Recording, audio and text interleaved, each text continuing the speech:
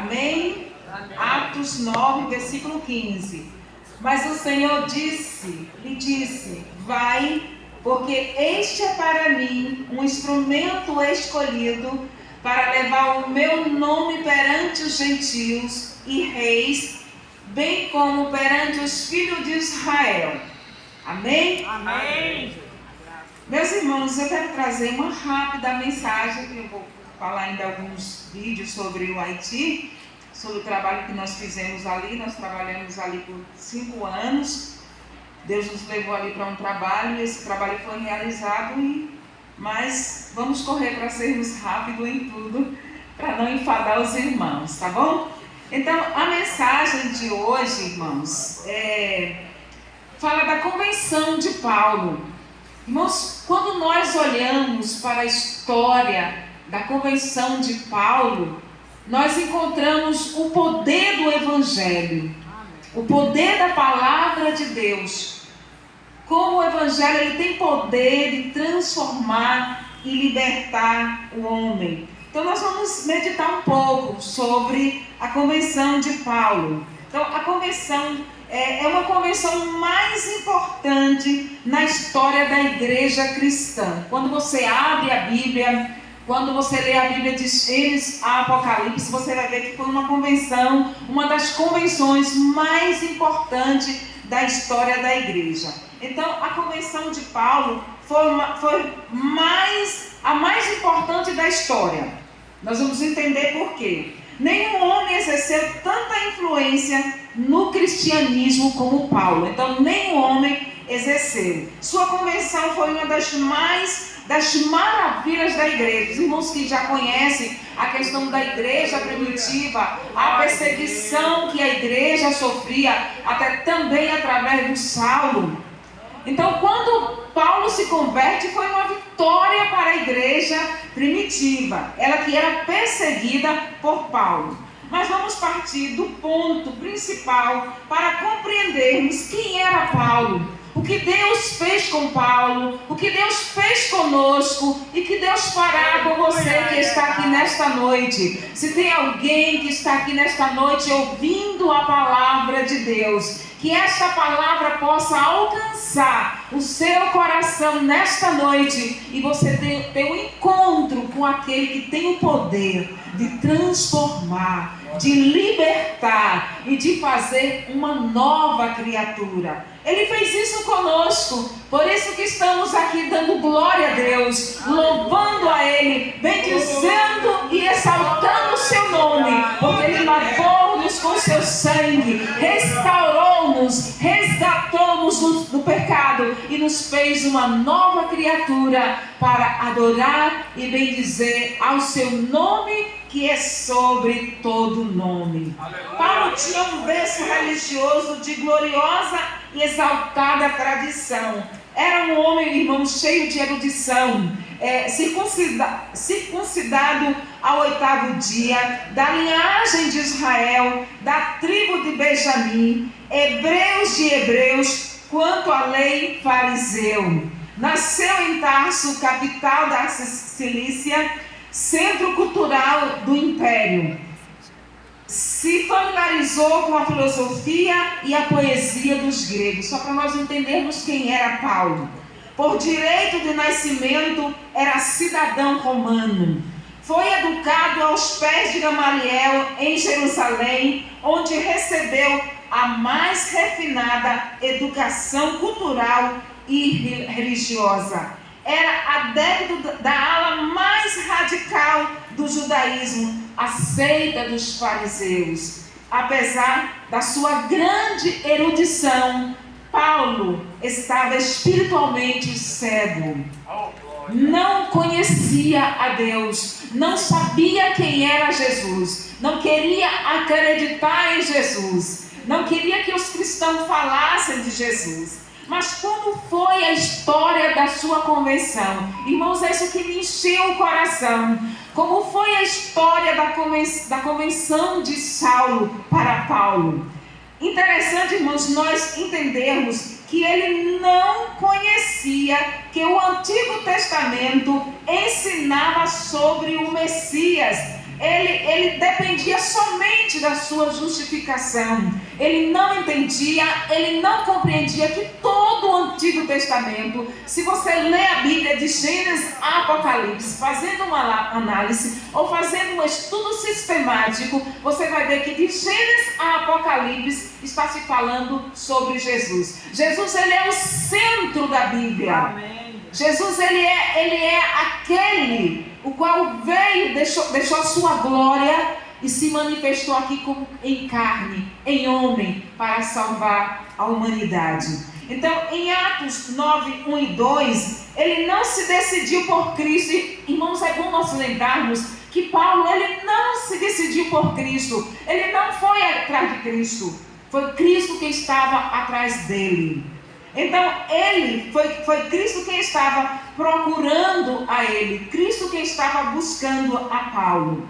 No momento da sua convenção, ele não estava no templo, ele não estava em uma sinagoga, ele não estava em nenhum centro religioso. Olha que detalhes importantes onde estava Paulo. Paulo estava no caminho com a intenção de prender os cristãos, de matar, de torturar, de banir o cristianismo da terra. Essa era a intenção de Paulo. E para isso ele estava ali no caminho de Damasco. Mas, irmãos, é interessante, a graça de Deus, ela se manifesta no homem quando ele se encontra empenhado em seus pecados. Então, a graça de Deus, ela alcança o mais vil pecador, o mais pior pecador que possa existir na face da terra. A graça de Deus, a Bíblia diz que há se manifestado,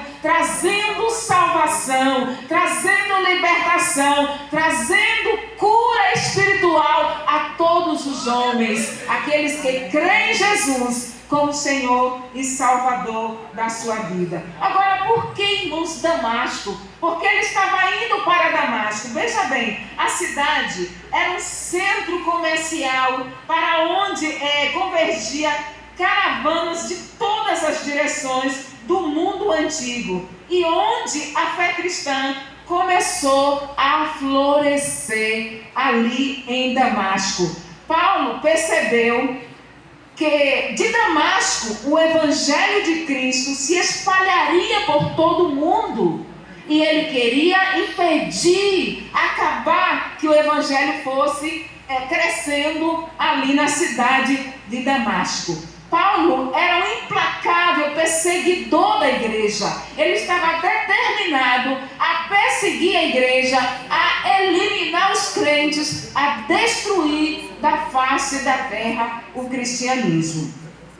Vamos ver alguns pontos importantes sobre Paulo. Ele era uma fera selvagem, irmãos. O homem estava determinado. Lá em Atos 9, nós estamos trabalhando no capítulo 9, ele era uma fera selvagem, estava determinado a banir da terra o cristianismo. O cristianismo não acreditava no Cristo.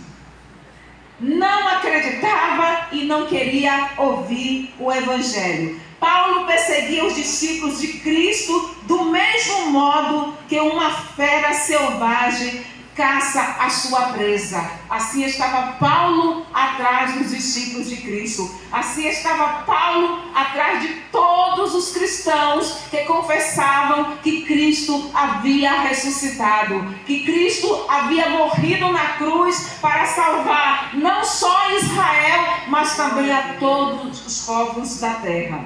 Paulo era um exterminador, um monstro acelerado, um carrasco impiedoso, um perseguidor truculento, um tormento na vida dos cristãos primitivos. Isso era Paulo, irmãos. E aqui, quando nós conhecemos quem era Paulo, aí que nós amamos mais ainda a Jesus, e que nós nos aproximamos mais ainda dele e nos apossamos da sua graça e do seu amor para com a nossa vida. Louvado seja Deus. Um perseguidor truculento, um caçador implacável. Ele estava determinado. Ele vai a Damasco. Ele possuía uma grande, lá em Damasco, possuía uma grande população de judeus. Acreditava-se que houvesse ali em Damasco de 30 a 40 sinagogas, onde os judeus estavam ali adorando a Deus. E ele, sabendo disso, ele estava no encalço para destruir as sinagogas e prender aos cristãos. O ódio de Paulo não era contra os cristãos, era contra Cristo. Seu coração estava cheio de ódio, sua mente estava envenenada por preconceitos, estava demasiadamente enfurecido. E olha as palavras que Jesus se dirige para ele. O Senhor se dirige a ele, chamando a ele pelo próprio nome: Saulo, Saulo, por que me persegues? E aqui, irmãos, está claro que ele estava perseguindo a Cristo. Ele não estava maltratando os cristãos, ele estava indo de encontro ao plano redentor de Deus aqui na terra. Obtém a resposta inesperada.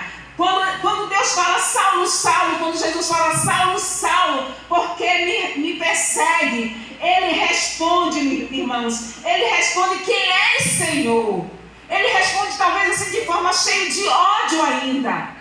E recebe a resposta a qual ele não esperava: eu sou Jesus a quem tu persegues.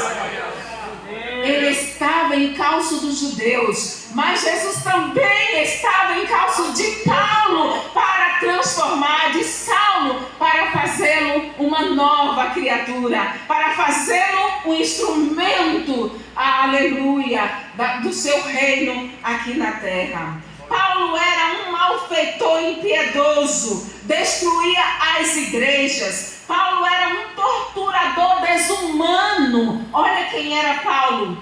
Ele torturava os cristãos. Ele levava os crentes para a prisão. Obrigava esses crentes a blasfemar. Paulo era um assassino truculento.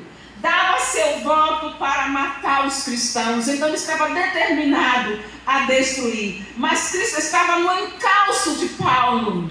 Cristo estava nos seus pés, em cada passo, para transformá-lo e fazê-lo de um grande homem, aleluia, aqui na terra. Agora, irmãos, possamos ver quem era Paulo, o Paulo convertido. Alguns pontos nos chamam a atenção com relação ao Paulo convertido. Paulo não se converteu, irmãos. É importante nós entendermos que Paulo não se converteu, ele foi convertido. É diferente quando uma pessoa se convence. Ela se convence que ela deve vir para a igreja, ela se convence que ela não deve roubar, não deve matar, mas ela tem outras obras que desagradam a Deus, porque ela não foi convertida, ela foi convencida.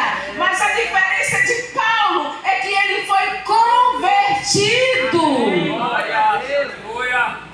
E foi o próprio Jesus quem o convenceu. Foi a graça sobrenatural de Deus que se manifestou sobre a vida de Paulo. Onde abundou o pecado, diz lá em Romanos 5:20, onde abundou o pecado, superabundou a graça. Glória a Deus. Irmão, se nós olharmos hoje para o mundo, as reportagens, quando nós assistimos os jornais, é de doer o coração. O nosso coração se compadece com as coisas que estão acontecendo no mundo, com as coisas que estão acontecendo com os palestinos, em Israel, na Ucrânia, em todas as nações.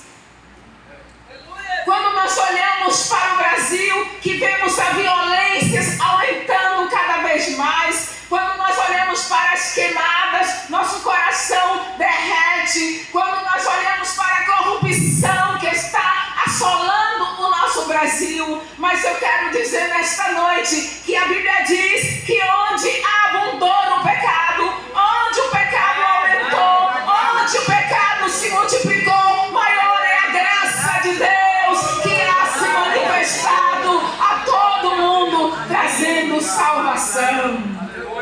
Louvado seja Deus. Paulo estava caçando os cristãos para prendê-los e Cristo estava caçando Paulo para salvá-lo.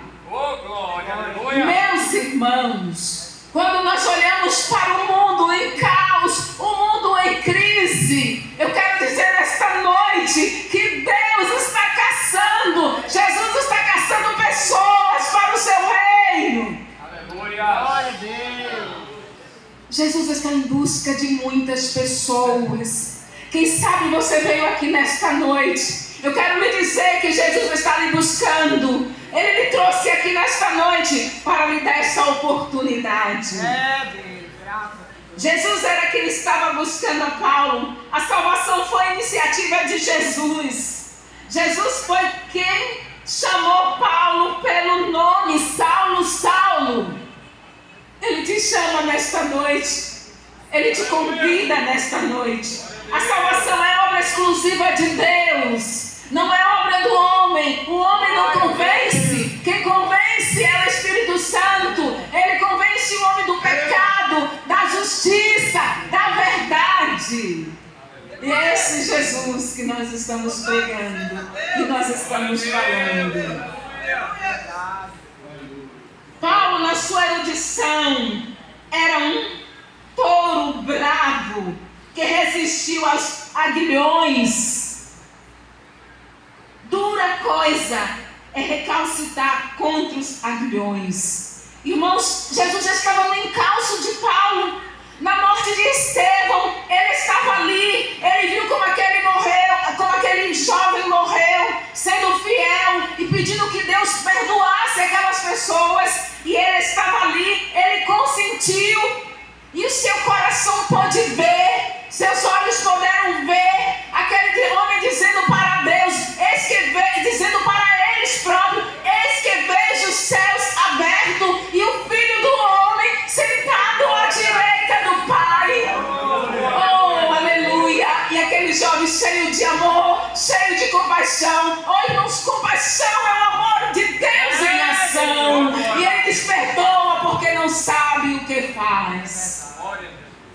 Que essa compaixão venha arder os nossos corações. Que essa compaixão nos leve a uma ação, aleluia, de anunciar o Evangelho de Cristo, o Evangelho que salva. Jesus estava ferroando a sua consciência.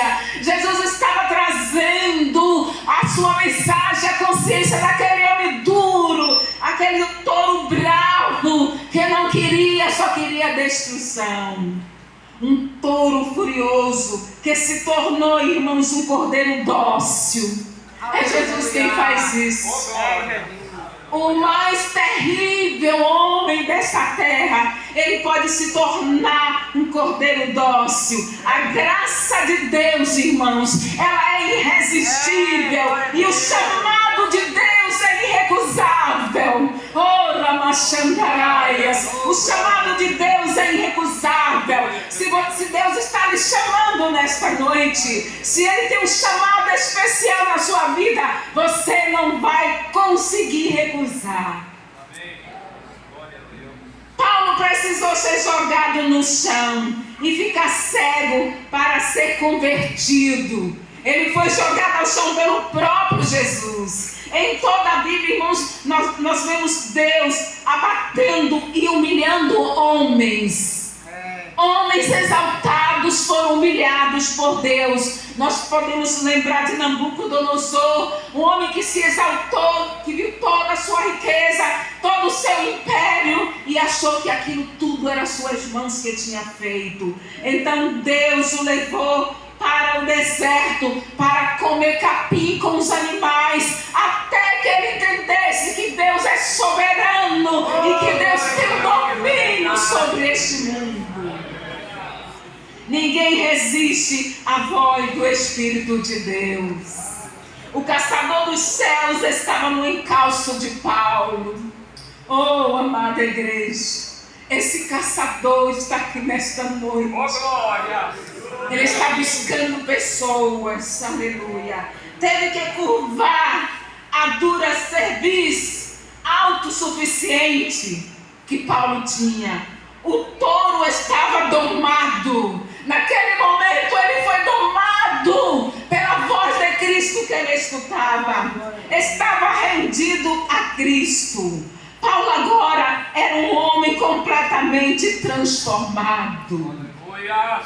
Irmãos, um homem transformado, uma mulher transformada, ele faz a diferença nessa terra. Um homem transformado, uma mulher transformada, ele não dá trabalho, ele trabalha para o reino de Deus. Ele é um contribuinte para o reino de Deus. 3 coisas Jesus usou para converter Paulo. Em primeiro lugar, Paulo viu uma luz que lhe abriu os olhos da alma. Ele viu uma luz que lhe abriu os olhos da alma e lhe tirou a visão física. Ficou cego e os olhos foram fechados para que seus olhos espirituais fossem abertos. Aleluia.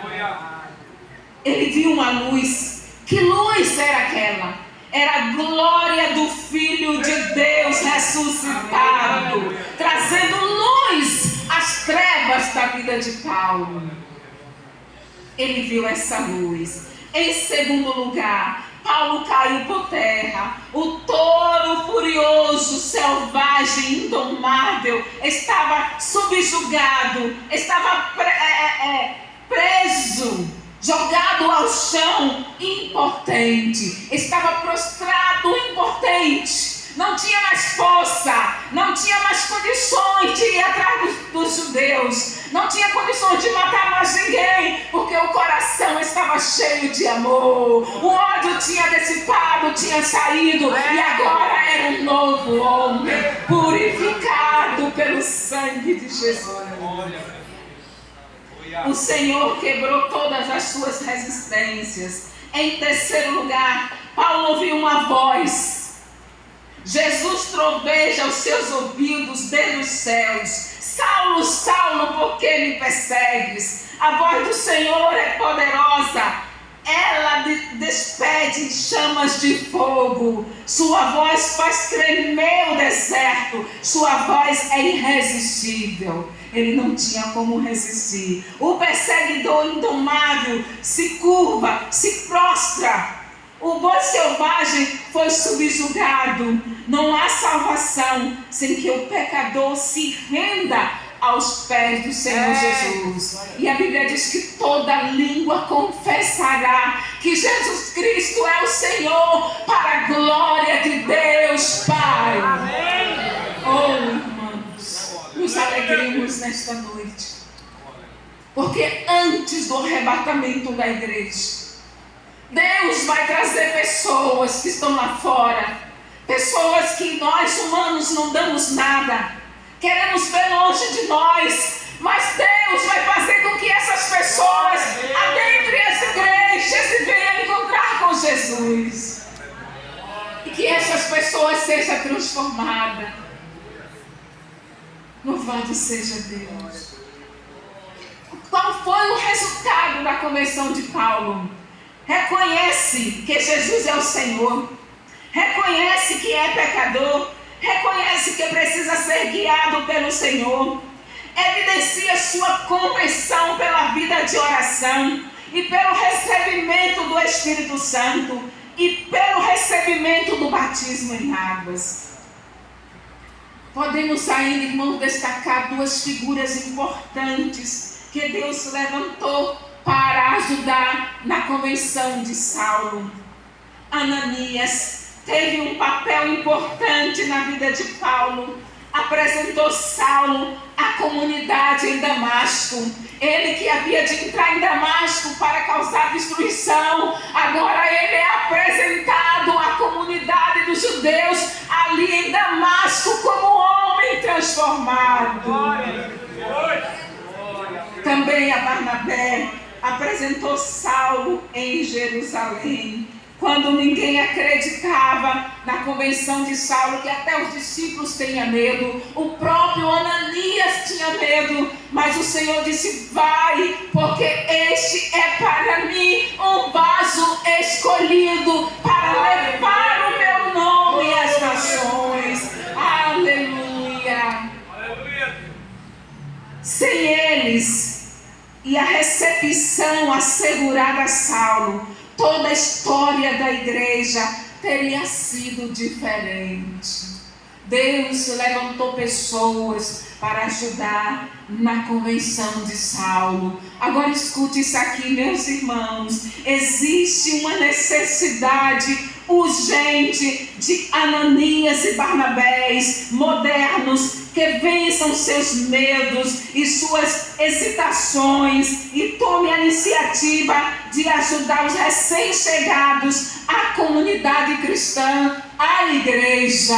Deus quer levantar, se levante como Ananias, como Barnabés, para abraçar aqueles que chegam, porque eles estão chegando para ser instrumentos na mão de Deus. Todas as pessoas que adentram essa igreja, elas estão chegando para ser instrumentos na mão de Deus. E Deus tem prazer de pegar essas pessoas que lá fora eram usadas como instrumento das trevas para fazê-los de instrumento nas suas mãos, vasos preciosos. Cabe a nós levar homens e mulheres a Cristo. Cabe a Deus usá-los para a sua glória, usá-los para o seu propósito, seus propósitos, os seus planos eternos que Deus quer usar. Irmãos, há uma grande obra, há muito a fazer, há muitas vidas que precisam encontrar com Cristo, há muitas coisas a serem implantadas e Deus quer levantar um exército de homens e mulheres transformados como vasos, como instrumentos. Há muitas nações precisando de missionários. O Haiti está passando por um genocídio. Muitos haitianos estão morrendo. Já morreu uma massa muito grande de haitianos. Oh, irmãos, nós precisamos orar pelas nações. Nós precisamos sentir compaixão pelas nações. Nós precisamos pedir lágrimas ao Senhor. Querer lágrimas aos nossos olhos pelos perdidos. Querer lágrimas aos nossos olhos por aqueles que estão morrendo. Querer lágrimas aos nossos olhos por aqueles que estão esperando ouvir de Cristo. E agora Paulo, como missionário, era um vaso escolhido. De perseguidor passa a ser perseguido. De agente de morte a pregador do evangelho. De devastador da igreja a plantador de igrejas. Aleluia! Louvado seja Deus. De recebedor de cartas para prender e matar a escritor de cartas para abençoar vidas. Olha o trabalho que Deus faz. Depois de convertido, foi o maior escritor do Novo Testamento. Redigiu 13 cartas conhecidas mundialmente. Cartas que são luzeiros, que brilham os corações dos seus leitores. Tem brilhado o meu coração, tem brilhado o seu coração. Aleluia! Louvado seja Deus. Empreendeu 3 grandes viagens missionárias, ensinando, pregando o evangelho da salvação, o evangelho da transformação. Concluindo essa mensagem, a convenção de Paulo ensina o propósito e o desígnio de Deus na vida dos homens. Deus tem os seus propósitos, irmãos, para todos que estão lá fora. Deus conhecia Saulo e Ananias e também tinha lugar nesse plano. Ananias teve um lugar neste plano. Qual é o lugar que você tem neste plano? Qual é o seu lugar? Deus exerce a influência de sua vontade sobre as vidas humanas. Irmãos, quando Deus quer realizar a sua vontade. Ele vai buscar, ele vai caçar onde estiver esta pessoa, e ele coloca debaixo dos seus pés, na sua presença, para realizar o seu propósito nessa terra. Oh, aleluia! Para o cumprimento do seu projeto. Deus também galardoa e pune aos homens. Ele galardoa, ele abençoa, mas também ele vai punir os injustos. Ele vai punir aqueles rebeldes que não aceitam a sua palavra. Deus intervém sobre a história da vida humana. Deus intervém na sua casa. Deus intervém na sua vida. Deus intervém na vida daqueles que estão lá fora. Não importa quão pecador você seja, não importa o que você tenha feito, a graça de Deus lhe alcança nesta noite. A graça de Deus, ela está aqui, aleluia. Será que podemos sentir essa graça? Eu sinto que essa graça está aqui no meio de nós. Oh, louvado seja Deus. O Senhor se interessa individualmente por cada um, irmãos. Ele ama a cada um individualmente. Ele tem uma missão para cada um. Deus tem uma missão para a sua vida que está aqui nesta noite. Deus tem uma missão para nós. Deus tem uma missão para aqueles que ainda estão lá fora. E Ele espera que cada um de nós busquemos essas pessoas. O poder predestinador de Deus fez com que Paulo se tornasse um vaso escolhido. Vai, Ananias. Ah, Senhor, há muito tenho ouvido sobre este homem. Todos têm medo, tinha medo deste homem. Mas vai, Ananias, porque este é para mim um vaso escolhido. Deus lhe conferiu uma missão distintiva para Ananias. Deus seleciona alguns como vasos especiais, irmãos. Deus faz isso não somente para a salvação, mas igualmente para missões especiais. Deus conferiu a Paulo uma missão especial, instrumento escolhido, um vaso escolhido, selecionado. Você está aqui nesta noite porque Deus te selecionou. Eu tenho uma alegria no meu coração porque Deus me selecionou, porque Deus me escolheu, porque Deus me salvou, porque Deus me deu uma missão. Deus achou graça na minha vida para pregar o seu evangelho. Se alegre nesta noite. Deus achou graça em você. Aleluia. Ananias transmite, irmãos, uma mensagem grandiosa. Permita-se nesta noite ser portador de uma mensagem grandiosa da parte de Deus para as pessoas as quais Deus quer usar para cumprir os seus planos. Irmãos, que possamos ser nesta noite um portador da grandiosa mensagem de Deus, da palavra de Deus. Deus quer que nos coloquemos à sua disposição para sermos portador da sua mensagem. E eu me alegro por estar aqui nesta noite, por ser portadora desta mensagem. Irmãos, há poucos meses eu estava numa UPA, me deram uma injeção e eu comecei a desmaiar com aquela injeção. Eu estava morrendo mesmo. E foram muitos médicos e enfermeiros que chegaram para tentar me reanimar. E quando eu estava morrendo, irmãos, eu não sabia o que era o sentimento de morte. Eu ouvi uma voz naquele momento: vai, porque este é para mim um vaso escolhido. Oh, aleluia! Se você é um vaso escolhido, você não vai morrer até você cumprir a missão de Deus nessa terra. Você não vai ficar doente, nada vai lhe deter até que você cumpra o propósito de Deus. Se alegre nesta noite, porque você foi selecionado, você foi selecionada para cumprir uma missão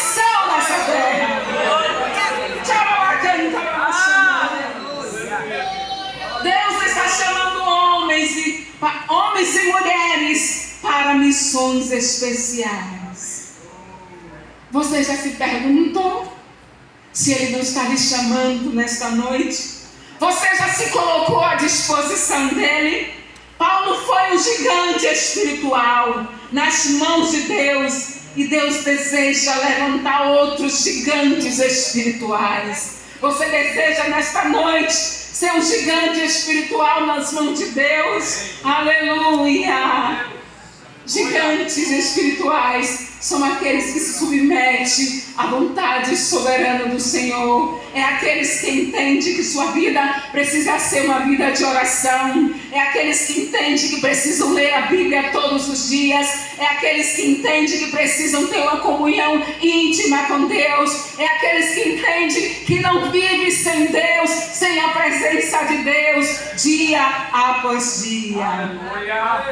A obra é grande, os campos estão brancos para a ceifa, à espera desses gigantes espirituais. Há uma grande obra, irmãos. Há uma grande obra ainda a ser realizada. E Deus, nesta noite, está contando com você, está contando conosco. Deus está em busca de homens e mulheres, homens e mulheres preparados em vários ramos de conhecimento. É preciso estar preparado, é preciso ter conhecimento, é preciso estudar a Bíblia, é preciso ter uma vida de oração, é preciso ter uma vida de comunhão, é preciso ter uma vida de humilhação para que Deus lhe faça um gigante espiritual nas suas mãos. Em sua palavra, pessoas verdadeiramente são convertidas,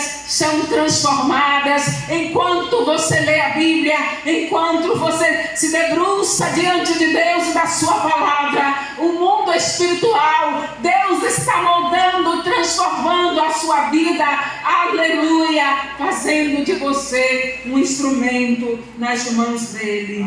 Deus não vai perder a sua vida. Deus não vai perder aqueles que estão lá fora. Deus não vai perder, irmãos. Deus não vai perder a juventude para o tráfico. Deus não vai perder os jovens para o homossexualismo. Deus não vai perder vidas para a criminalidade. Deus está com as suas mãos estendidas e Deus espera que cada crente se coloque de pé em prol desta missão, do resgate dessas vidas que estão lá fora. Deus não vai perder. Deus não vai perder. Aleluia. Ele vai salvar, Ele vai libertar. Deus vai realizar uma grande obra de salvação. Essa igreja vai encher, as igrejas vão encher. Muitos pastores vão precisar ampliar os templos, porque Deus vai trazer pessoas. Essas pessoas vão chegar humilhadas, chorando aos pés de Cristo. Oh, aleluia. Deus não vai perder. Dentro de Atos 9:15, Deus escolhe Paulo para 3 esferas principais de sua missão: pregar o evangelho às nações, porque através dele o evangelho seria estabelecido no mundo inteiro, nos gentios. Ele ergueu o cristianismo, Paulo, à posição de uma religião mundial, alterando assim o curso interior da história da humanidade. Segundo, pregaria o evangelho a reis. Dentre todos os seguidores de Jesus, Paulo era o homem mais qualificado para testemunhar de Cristo aos governantes, perante Agripa, perante Nero. Deus está precisando de homens e mulheres preparados para levar os grandes homens corruptos que precisam ouvir o Evangelho. Terceiro, pregar o Evangelho ao povo de Israel. Sua convenção foi comissionado a anunciar mensagem de transformação ao seu povo. Para país, Deus convenceu ao Saulo em um Paulo. O que Cristo disse, irmãos, de Paulo em Atos 9,15, diz respeito a você nesta noite. Diz respeito a Iraildes. Diz respeito aos pastores. Diz respeito a todos os membros e congregado nesta noite. Vai, porque este é para mim um vaso escolhido para levar o meu nome entre as nações. Aleluia. Para levar o meu nome às nações. Eu levei o nome de Cristo ao Haiti por 5 anos. Eu levei o nome de Cristo à República Dominicana por 2 anos. Eu levei o nome de Cristo à Guiné-Bissau por 30 dias. E eu estou à disposição do meu Senhor para levar o seu nome onde Ele mandar. E ali no Haiti, eu fundei 5 escolas, 4 escolas do ensino fundamental. Olha, irmãos, a necessidade de um missionário estar preparado. Quando você vai a qualquer país, você tem que ter o preparo espiritual, sobretudo uma vida de oração, sobretudo uma vida de humilhação. Você tem que ter um preparo secular e você tem que ter um preparo teológico e missiológico. Porque Deus vai lhe dar estratégias como trabalhar. Deus deu muitas estratégias para Paulo. E Deus dá a cada um de nós. Foram 4 escolas do ensino fundamental. Eram 250 crianças e adolescentes. Uma escola de alfabetização de adultos com 46 adultos. Eu tinha adultos de 86 anos que nunca tinham ido numa escola. E ali aprendeu a escrever o seu nome pela primeira vez. Fundei um instituto linguístico, eu dava aula de português e de espanhol para haitianos. E dessa escola, irmão, desse instituto linguístico, hoje tem vários haitianos no Brasil falando português fluentemente, para a glória de Deus. Na República Dominicana tem muitos haitianos falando o espanhol fluentemente. Então nós precisamos nos colocar nas mãos de Deus, buscar o preparo. Inaugurei um projeto de ajuda humanitária. Os vídeos, se tiver, passa aí, pode passar. Quem puder colocar aí, pode colocar os vídeos. Um projeto de ajuda humanitária, onde idosos, eles eram adotados. Eu adotava essas criaturas que eu encontrava na rua, irmãos. Porque o Haiti não tem aposentadoria. E muitos filhos deixavam os seus pais na sarjeta, abandonava. E eu adotava esses velhinhos. E muitos deles partiram para a eternidade com Cristo. Tiveram um encontro especial com o Senhor. Glória a Deus. Porque o projeto era educacional e evangelístico.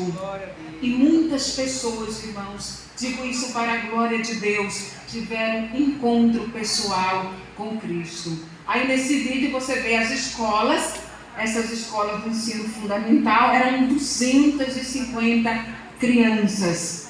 Essas crianças, toda sexta-feira, elas tinham evangelismo, elas eram evangelizadas. Eu treinei 15 professores haitianos para trabalhar comigo, porque eram 5 escolas e eu não podia dar aula às 5 escolas. E aí eu treinei 15 professores, em cada escola eu colocava 2 professores para estarem trabalhando naquelas escolas. E eu louvo a Deus, irmãos, que veio o terremoto. Uma das escolas que eu trabalhava, essa escola aí, o terremoto derrubou, destruiu o banheiro também que eu tinha construído, mas essas crianças, nenhuma delas morreu com o terremoto. Irmãos, aluguei um espaço, fundei a primeira igreja, eu botei o nome, primeira igreja evangélica do Brasil no Haiti. E essa igreja, com o terremoto, quando veio, irmãos, casas que era vizinha da igreja, o chão abriu e engoliu essas casas. Mas a igreja estava lá intacta, no seu lugar. E nenhum crente, a inauguração daquela igreja foi com 200 novos crentes naquela igreja, para a glória de Deus. E nenhum crente daquela igreja morreu no terremoto. Quem faz isso é Deus. Quando Ele nos manda numa missão, Ele garante. Irmão, você está vendo ali soldados militares da ONU. Lá no Haiti, eles conheceram o trabalho e eles começaram a ajudar. Me convidaram para pregar lá na base, na ONU, lá na capital, em Porto Príncipe. E eu fui pregar várias vezes. Irmãos, eu nunca tinha na história da minha vida pregado para uma congregação de mais de 600 homens, 600 militares. E eu preguei o nome de Cristo entre aqueles militares. Irmãos, e sempre eles me convidavam para pregar ali. E cada pregação, eles apoiavam esse trabalho de evangelismo, o trabalho de educação com as crianças. Eles foram lá visitar esses trabalhos. Comecei, irmãos, a receber alimentos não perecíveis para distribuir com as famílias dessas crianças. Olha, irmãos, e durante o período que eu trabalhei no Haiti, não faltou alimentos imperecíveis para distribuir com essas crianças e com as famílias. E aí nos evangelismo tinha lanche, tinha tudo que você pode imaginar. Essas crianças recebiam fardamento, essas crianças recebiam todo o material didático. As ofertas que eu recebia da missão de paz, eu ia para Porto Príncipe e comprava tudo que era necessário para essas escolas. E Deus foi exaltado de uma maneira grandiosa. E o evangelismo, toda sexta-feira, irmãos, era um número extenso de crianças. Mais de 100 crianças se ajuntavam para esses evangelismos, além dos alunos das escolas. E aí você vê pelas fotos que era um trabalho voltado mesmo para o evangelismo. E assim Deus foi levantando pessoas, irmãos, porque eu não tinha condições. O salário que eu recebia da Senadesal não dava para investir no projeto. Mas Deus era para mim o meu sustento pessoal. Mas Deus levantou pessoas para ajudar nesse projeto. E esse projeto foi feito para a glória de Deus. Pelas fotos vocês podem comprovar o que foi feito. E é interessante, irmãos, que quando teve o terremoto, irmãos, eu vi as cenas que ninguém quer ver. Eu tirei muitas fotos, irmãos, de muitas situações críticas, de mortos pendurados nas janelas, crianças mortas. Eu fiz muita foto, que está lá no meu computador, mas eu não posso colocar essas fotos para mostrar nas igrejas, porque são fotos muito fortes. A ONU, aqueles caminhões da ONU, paravam na minha porta com água potável, porque o Haiti não tem saneamento básico. Então, a minha casa, irmãos, era um canal de distribuir água potável para todos os vizinhos. Vinha pessoas de longe para pegar água potável. Esses carros da ONU vinham à minha casa trazer quilos. O primeiro alimento que eu recebi foi 400 quilos de leite ninho para distribuir com as famílias. E assim o nome do Senhor foi glorificado. Várias famílias foram alcançadas para a glória de Deus. Essas pessoas que você está vendo aí nesse vídeo, essas pessoas ouviram o Evangelho. E muitas dessas pessoas idosas, irmãos, partiram para a eternidade com Deus. Amém. E a minha alegria é que a obra foi feita. Hoje, o Haiti está precisando muito carente. Irmãos, e quando eu vi a situação que o Haiti estava ficando cada vez mais pior, eu desejei voltar ao Haiti, mas o Senhor disse não, porque a obra já foi feita. Que os irmãos continuem orando. Essa era a escola de espanhol e português que eu dava para os 7 anos. E Deus abençoou. Além, irmãos, dessas escolas, eles recebiam Bíblias, eles eram evangelizados. Essa era a escola de alfabetização de adultos. Todos esses adultos eram evangelizados. Alunos levavam lá em casa também, pilhas de Bíblias que eu distribuía no trabalho de evangelismo com esses alunos. E graças a Deus, O que Deus permitiu que eu fizesse foi feito ali no Haiti. Que Deus abençoe esta igreja por lembrar do Haiti, por estar orando pelo Haiti.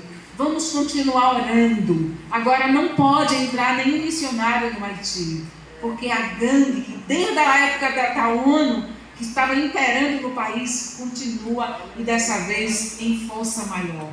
Irmãos, o Haiti foi dedicado a Satanás. Eu fiz toda a pesquisa antes de ir para o Haiti. Ele foi dedicado 3 vezes para Satanás. Então se explica a questão por que o Haiti é dessa forma, por que a pobreza impera no Haiti, por que não há emprego, por que mata o presidente, por que o sofrimento é duro naquele país, porque as trevas imperam ali. Mas o sangue de Jesus é poderoso. Onde abundou o pecado, superabundou a graça. Deus abençoe e eu agradeço a oportunidade.